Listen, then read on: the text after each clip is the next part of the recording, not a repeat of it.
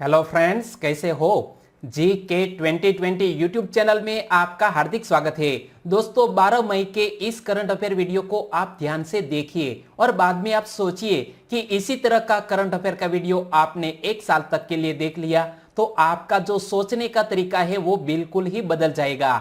और आपकी आने वाली एग्जामिनेशन में करंट अफेयर का टॉपिक है तो एक सिंगल क्वेश्चन भी करंट अफेयर का गलत नहीं हो सकता, यह हमारा वादा है। तो प्लीज दोस्तों, हमारी चैनल को सब्सक्राइब कर लीजिए, आपको निश्चित तौर ही मदद मिलेगी। चलिए स्टार्ट करें पहले क्वेश्चन से।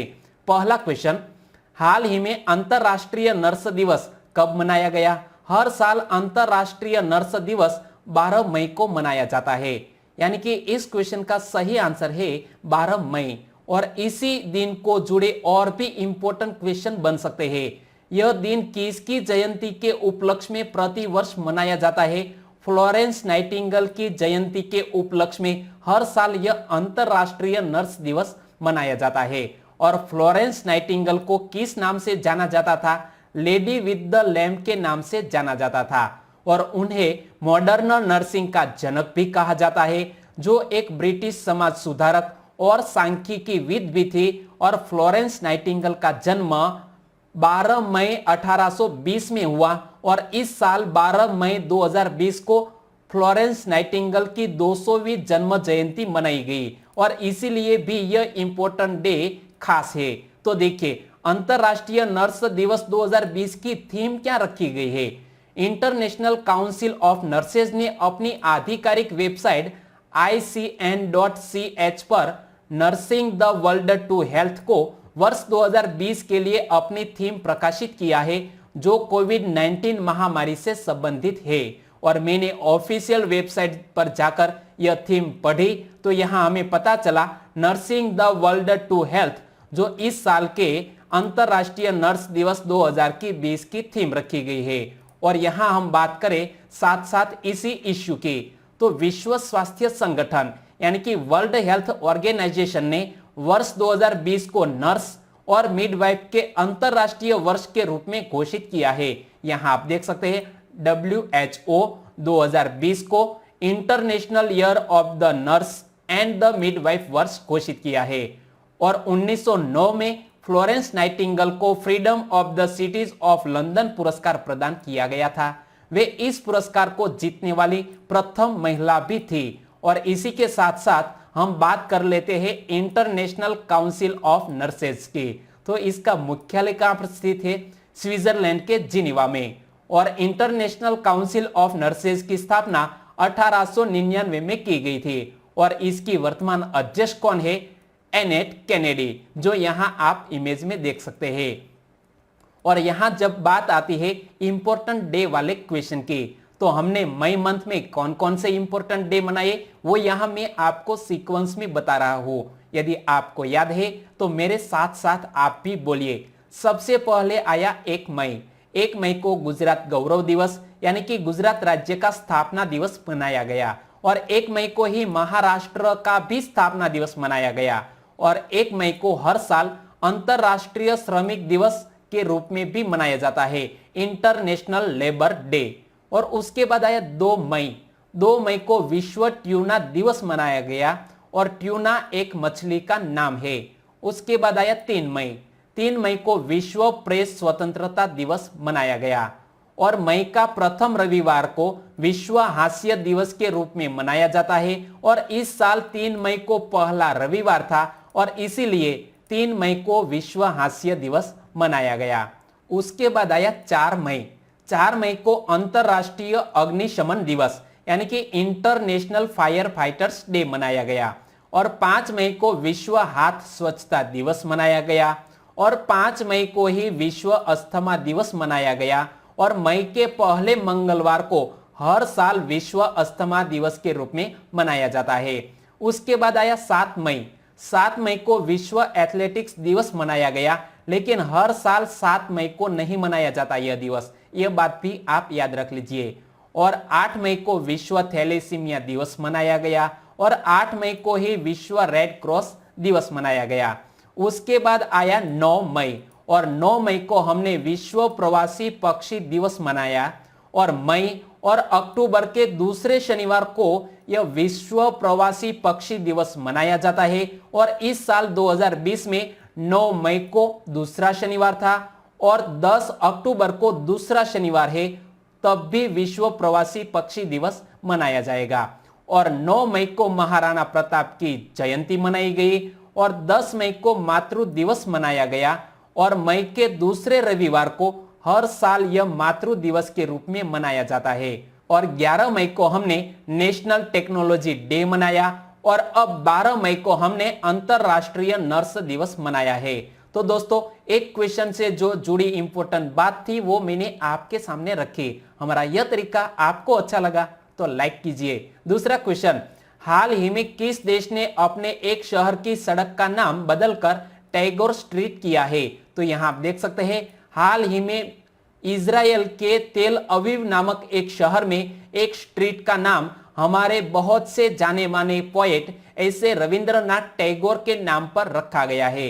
यानी कि इस क्वेश्चन का सही आंसर है इजराइल। तो देखिए, इजराइल ने 8 मई को 159वीं जयंती पूरी करने वाले प्रसिद्ध भारतीय कवि रविंद्रनाथ टैगोर को श्रद्धांजलि देने के लिए तेल अवीव की एक सड़क का नाम उनके नाम पर रखने का फैसला किया है।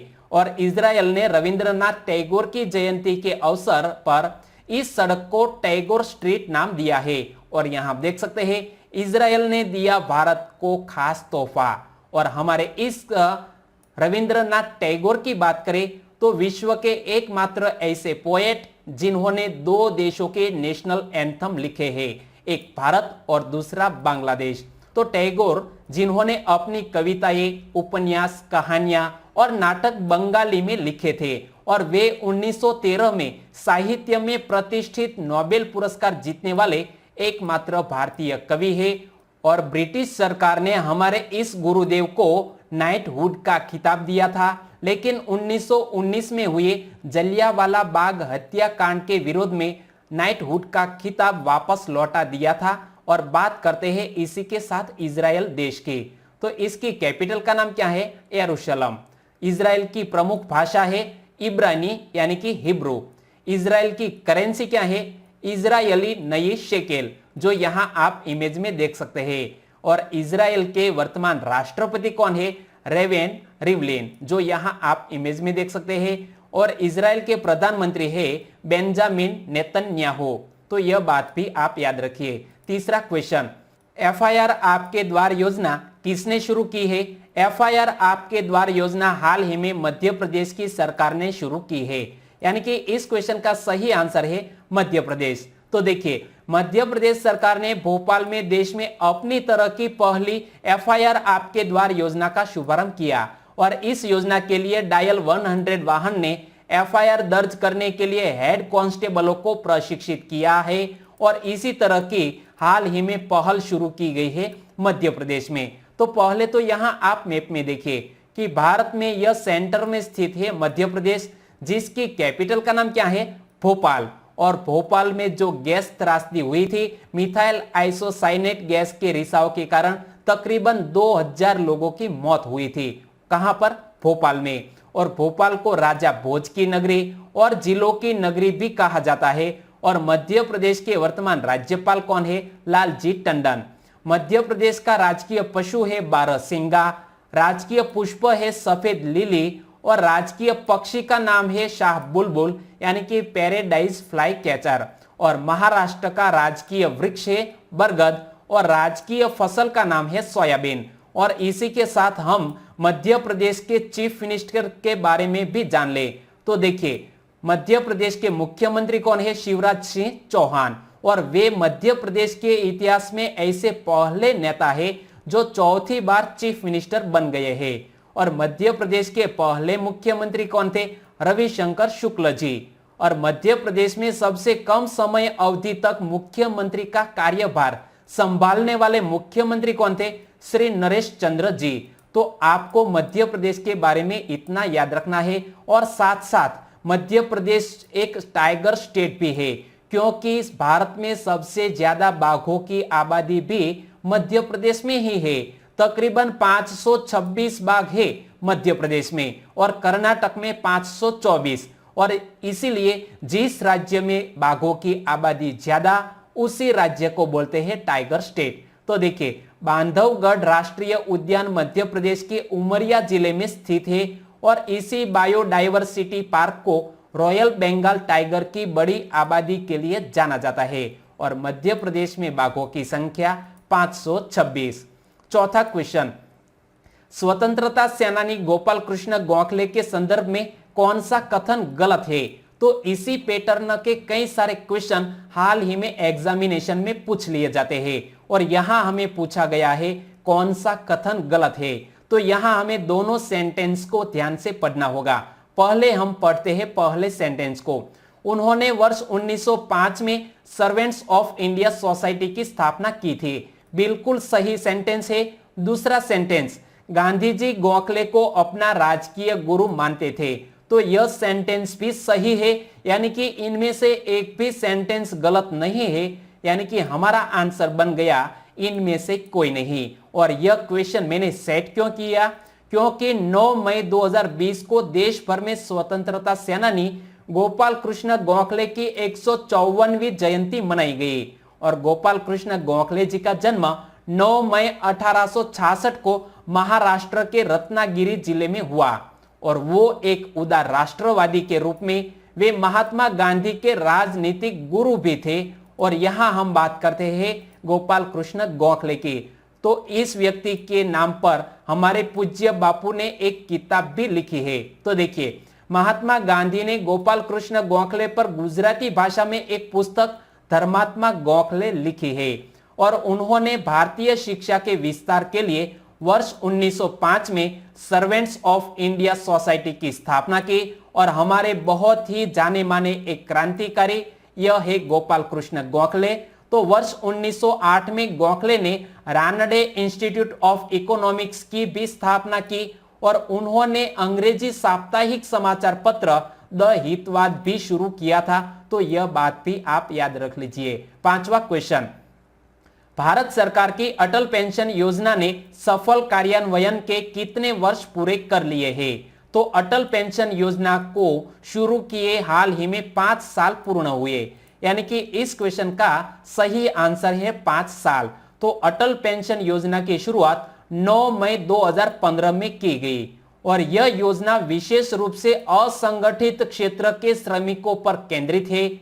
अटल पेंशन योजना में शामिल होने के लिए न्यूनतम आयु 18 वर्ष और अधिकतम आयु 40 वर्ष निर्धारित की गई है। और इसी योजना की कुछ उपलब्धियों की बात करें तो अटल पेंशन योजना के तहत अब तक 2.23 करोड़ श्रमिकों को पेंशन के दायरे में लाया जा चुका है और इस योजना से जुड़ने वालों में पुरुषों एवं महिलाओं का अनुपात 57 के मामले 43 का है। तो यह बात भी आप याद रख लीजिए, यह अटल पेंशन योजना जिसके 5 साल पूर्ण हुए। छठा क्वेश्चन, गांधी शांति पुरस्कार 2020 के लिए नामांकन प्राप्त करने की अंतिम तिथि कब तक बढ़ा दी गई है? तो गांधी पीस प्राइज जिसकी नामांकन की अंतिम तिथि 30 अप्रैल थी, लेकिन हाल ही में यह बढ़ाकर कर दी है 15 जून 2020 तक, यानी कि इस क्वेश्चन का सही आंसर है ऑप्शन ए। लेकिन इससे भी ज्यादा इंपॉर्टेंट है गांधी शांति पुरस्कार के बारे में जानना।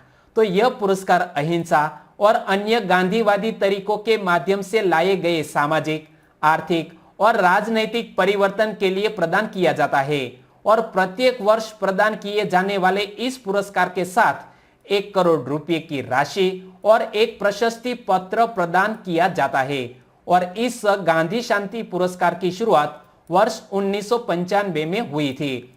7वां क्वेश्चन, हाल ही में प्राणवायु कार्यक्रम किसने शुरू किया? प्राणवायु कार्यक्रम बेंगलुरु सिटी कॉरपोरेशन ने हाल ही में शुरू किया है, यानी कि इस क्वेश्चन का सही आंसर है बेंगलुरु सिटी कॉरपोरेशन। तो देखिए, प्राणवायु कार्यक्रम का उद्देश्य लोगों के श्वसन स्वास्थ्य के बारे में जागरूकता पैदा करना है और गंभीर तीव्र श्वसन बीमारी के कारण देश में कई मौतें हुई है और विशेष रूप से कोविड-19 के कारण हाइपोक्सिया किसे कहते हैं? ऊतकों में ऑक्सीजन की कमी, उसे बोलते हैं हाइपोक्सिया और वो कोविड-19 के कारण होता है और इसीलिए प्राणवायु कार्यक्रम हाल ही में बंगलुरु सिटी कॉरपोरेशन ने शुरू किया है। तो हम बंगलुरु के बारे में जान ले। कर्नाटक की कैपिटल का नाम है बेंगलुरु। पुराणों में इस स्थान को कल्याणपुरी या कल्याण नगर के नाम से भी जाना जाता था और टीपू पैलेस व किला बेंगलुरु के प्रसिद्ध पर्यटन स्थलों में से एक है। तो आप इतना याद रख लीजिए। 8वां क्वेश्चन, हाल ही में स्वस्थ वायु नामक एक वेंटिलेटर किसने विकसित किया है? स्वस्थ वायु नामक एक वेंटिलेटर हाल ही में CSIR ने विकसित किया है, यानी कि इस क्वेश्चन का सही आंसर है CSIR। लेकिन इसका पूरा नाम क्या है?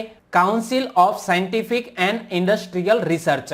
और इसकी एक लेबोरेटरीज है जिसका नाम है नेशनल एरोस्पेस लेबोरेटरीज बेंगलुरु ने स्वास्थ्य वायु नामक एक वेंटिलेटर को विकसित किया है। और इस वेंटिलेटर को 36 दिनों के रिकॉर्ड समय में डिजाइन किया गया है और इसी की हाल ही में बहुत ही जरूरत है, क्योंकि कोविड-19 से संक्रमित लोगों की संख्या बढ़ती जा रही है, तो उन्हें वेंटिलेटर की जरूरत पड़ेगी। और स्वस्थ वायु वेंटिलेटर में ऑक्सीजन सांद्रता को बाहरी रूप से जोड़ने का प्रावधान भी शामिल है और वेंटिलेटर को NABL द्वारा मान्यता दी गई है। और NABL का पूर्ण स्वरूप क्या होता है? National accreditation board for testing and calibration laboratories, जो NABL का पूरा नाम है। और यहां हम बात करते हैं CSIR की, तो पूरा नाम council of scientific and industrial research. इसकी स्थापना कब हुई? 26 सितंबर 1942 में और यह नई दिल्ली में स्थित है और भारत का सबसे बड़ा विज्ञान तथा प्रौद्योगिकी अनुसंधान एवं विकास संस्थान है CSIR और उसमें वर्तमान में 17,432 कर्मचारी काम कर रहे हैं। 9वां क्वेश्चन, हाल ही में चैंपियंस पोर्टल किसने शुरू किया है? चैंपियंस पोर्टल हमारे सूक्ष्म, लघु एवं मध्यम उद्यम मंत्रालय ने लॉन्च किया है, यानी कि इस क्वेश्चन का सही आंसर है ऑप्शन बी। और चैंपियंस पोर्टल को लॉन्च करने का उद्देश्य क्या है? MSME क्षेत्र को राष्ट्रीय तथा वैश्विक स्तर पर सक्षम बनाने, आवश्यक गुणवत्ता प्राप्त करने और प्रशासनिक बाधाओं को दूर करने में मदद करने हेतु यह चैंपियंस पोर्टल हाल ही में लॉन्च किया गया है हमारी ministry of micro, small and medium enterprises के द्वारा। तो चैंपियंस पोर्टल के बारे में और भी हम जान ले। यह एक नियंत्रण कक्ष सह प्रबंधन सूचना प्रणाली है जिसमें टेलीफोन, इंटरनेट और वीडियो कॉन्फ्रेंसिंग जैसी सूचना व संचार तकनीकों के अलावा आर्टिफिशियल इंटेलिजेंस, डेटा एनालिटिक्स और मशीन लर्निंग द्वारा सक्षम बनाया गया है। तो इसी तरह का हाल ही में हमने नया पोर्टल लॉन्च किया है। 10वां क्वेश्चन, भरोसा नामक एक हेल्पलाइन नंबर 08046801010 का शुभारंभ क्यों किया गया है? तो यह भरोसा नामक हेल्पलाइन नंबर शुरू किया गया है क्योंकि कोरोना महामारी के दौरान छात्रों को मानसिक और मनोवैज्ञानिक सहायता प्रदान करने हेतु हाल ही में ओडिशा के केंद्रीय विद्यालय ने यह हेल्पलाइन नंबर शुरू किया है, यानी कि इस क्वेश्चन का सही आंसर है ऑप्शन ए। तो देखिए, हमारे केंद्रीय मानव संसाधन विकास मंत्री रमेश पोखरियाल निशंक ने एक आभासी मंच यानी कि वीडियो कॉन्फ्रेंस के माध्यम से ओडिशा केंद्रीय विश्वविद्यालय यानी कि सेंट्रल यूनिवर्सिटी ऑफ ओडिशा के भरोसा नामक एक हेल्पलाइन नंबर 08046801010 का शुभारंभ किया है। और ओडिशा केंद्रीय विश्वविद्यालय द्वारा शुरू की गई इस हेल्पलाइन इसी दिशा में एक महत्वपूर्ण कदम है। मानव संसाधन विकास मंत्री ने देश भर के केंद्रीय और राज्य विश्वविद्यालयों तथा अन्य उच्च शिक्षण संस्थानों से भी भरोसा पहल का अनुकरण करने का आग्रह किया है। और ओडिशा के इस ओडिशा केंद्रीय विश्वविद्यालय के कुलपति कौन है? Professor I Ram Brahmam. और यहां हम बात करते हैं ओडिशा की, तो पहले तो यहां आप मैप में देखें कि ये बे ऑफ बंगाल से बिल्कुल सटा हुआ ओडिशा और यहां पर तट पर एक व्हीलर द्वीप भी स्थित है जिसका नाम कर दिया गया है अब्दुल कलाम द्वीप। और ओडिशा का गठन कब किया गया? 1 अप्रैल 1936 को ओडिशा का गठन किया गया और इसीलिए हर साल उत्कल दिवस के रूप में ओडिशा अपना स्थापना दिवस मनाता है 1 अप्रैल को। और ओडिशा की कैपिटल का नाम है भुवनेश्वर। ओडिशा के वर्तमान राज्यपाल है गणेशी लाल। ओडिशा के वर्तमान मुख्यमंत्री नवीन पटनायक। और ओडिशा का लोक नृत्य है ओडिसी। ओडिशा में जिलों की संख्या 20 और ओडिशा में हाईकोर्ट स्थित है कटक शहर में। तो ओडिशा के बारे में आप इतना याद रख लीजिए। 11वां क्वेश्चन, हाल ही में fightchess.com ऑनलाइन नेशंस कप किसने जीता? तो fightchess.com ऑनलाइन नेशंस कप हाल ही में चीन ने अमेरिका को हराकर जीता है, यानी कि इस क्वेश्चन का सही आंसर है चीन। तो देखिए, चीन की टीम द्वारा अमेरिका के खिलाफ खेले गए पहले fightchess.com ऑनलाइन नेशंस कप संस्करण में जीत दर्ज की है और चीन द्वारा अमेरिका के साथ खेला गया फाइनल मुकाबला 2 के ड्रॉ पर समाप्त हुआ और राउंड रॉबिन स्टेज में अंक तालिका में शीर्ष स्थान पर रहने के कारण चीन को विजेता घोषित किया गया है। और यहां जब बात करते हैं चीन की, तो चीन से जुड़ा हुआ एक और क्वेश्चन मैंने आपको 5 दिन पहले ही बताया था कि हाल ही में लॉन्ग मार्च 5B को सफलतापूर्वक किसने लॉन्च किया? तो यह सफलतापूर्वक लॉन्च किया है चीन ने। तो पहले तो यहां आप मैप में देखिए कि यहां पर है हमारा अरुणाचल प्रदेश और यहां से शुरू हो जाता है चाइना और भारत और चीन के बीच की जो डिवाइडिंग लाइन है उसे मैकमोहन रेखा कहा जाता है। और चीन की कैपिटल का नाम है बीजिंग। चीन की करेंसी है रेनमिनबी। चीन के राष्ट्रपति है शी जिनपिंग और चीन का केंद्रीय बैंक का नाम है पीपुल्स बैंक ऑफ चाइना। और चीन की दीवार को यूनेस्को द्वारा 1987 से विश्व धरोहर घोषित किया गया है। और यहां अब बात करते हैं 12वें क्वेश्चन की। हाल ही में जेरी स्टीलर का निधन हो गया, वे कौन थे? जेरी स्टीलर, यहां इस व्यक्ति के चेहरे को देखते ही आपको पता चल जाएगा कि वो एक जाने माने हास्य कलाकार थे, यानी कि इस क्वेश्चन का सही आंसर है हास्य कलाकार। और जेरी स्टीलर का हाल ही में निधन हो गया है, तो वो अमेरिका के एक हास्य कलाकार थे और उनकी लोकप्रिय भूमिकाओं में TV sitcom the king of queens में आर्थर स्पूनर की भूमिका शामिल है। उन्हें वर्ष 2007 में पत्नी मीरा के साथ हॉलीवुड वॉक ऑफ फेम में स्टार जोड़ी के तौर पर भी शामिल किया गया था और यहां आप देख सकते हैं। और इसमें हाल ही में जेरी स्टीलर का निधन हो गया है। 13वां क्वेश्चन, निम्न में से किस पैरा एथलीट ने पैरालंपिक खेलों से संन्यास लेने की घोषणा की है? तो हमारे भारत देश की दीपा मलिक ने पैरालंपिक खेलों से संन्यास लेने की घोषणा की है। लेकिन क्यों घोषणा की है? तो पैरा एथलीट दीपा मलिक ने भारतीय पैरालंपिक समिति में पदाधिकारी के रूप में अपनी सेवाएं देने के लिए पैरालंपिक खेलों से संन्यास लेने की घोषणा की है।